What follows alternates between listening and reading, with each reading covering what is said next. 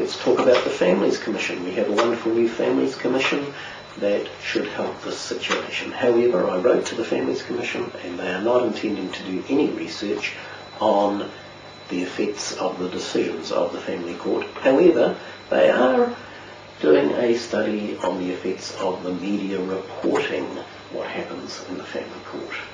How helpful. One of the few bits of research that we do have that's worthwhile is the Dunedin study, and this is a long-running study, prospective study of children that were all born within a year of each other in Dunedin and followed up ever since. And so here's a paper from that study that was published in July 1999 by the US Department of Justice. And 1/3 to 1/5 of the people in that study said they had suffered some form of violence in that year. Women who are victims of violence are 10 times more likely to be perpetrators than other women. Men who are perpetrators are 19 times more likely to be victims. In other words, it takes men twice as much victimisation before they become violent. In most cases of violence, both parties are involved. Men know that if they hit their partner, the police are likely to be called and they are likely to act quickly. As a result, it takes men a lot of loss of self-control before they allow that to happen, usually when they've had too much alcohol.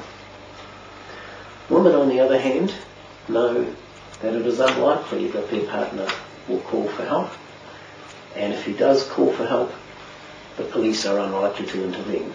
So there is very little to deter an angry woman from hitting her partner. This is from that Dunedin study.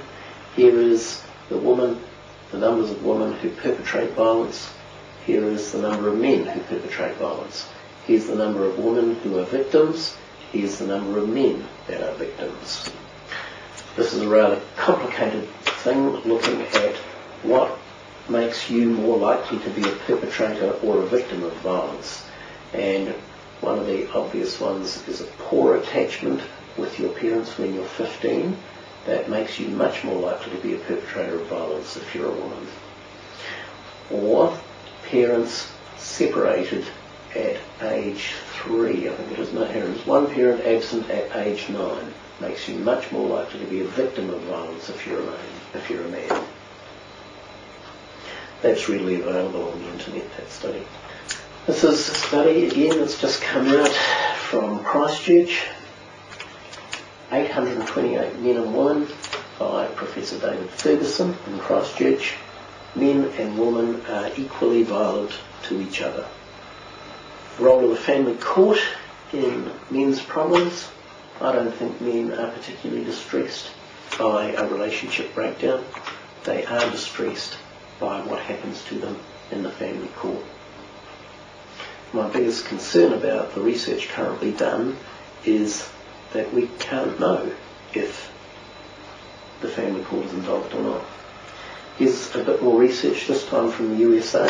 This is a study looking at what they classed as minor violent acts versus severe violent acts. Minor violent acts were slapping someone or throwing something. Severe violent acts were beating your partner up with a beating or kicking them or threatening them with a gun or knife. And here's the results. 1975, minor assaults pretty much equal. 85, minor assaults pretty much equal. 1992, minor assaults relatively equal. But look at severe assaults. Women outnumber men, 75. Women outnumber men, 1985. Women vastly outnumber men, 1992. I don't have more recent research, but I have no reason to believe that that's any different now.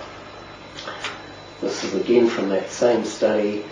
The wives and husbands report slightly differently, whether one has been violent to the other, but effectively the violence is at least equal, if not more so, by the woman.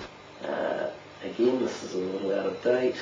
In Canada, young women now account for nearly a quarter of all violent offences in their age group. I'd just like to touch on depression in older people because of this spike here that you see in the over 85-year-old men. Partly that is men carrying out euthanasia on themselves when they're given a fatal diagnosis.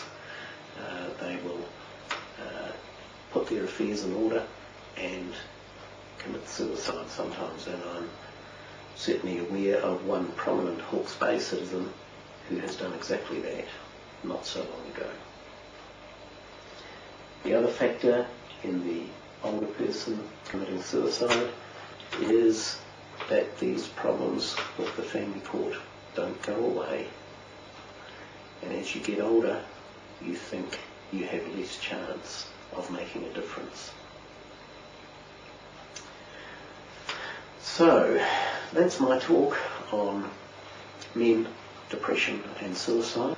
I thank you for listening to me and giving me the opportunity to share these things with you.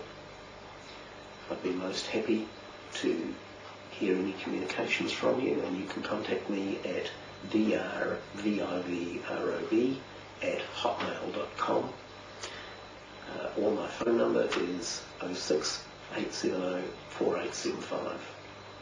Thank you very much.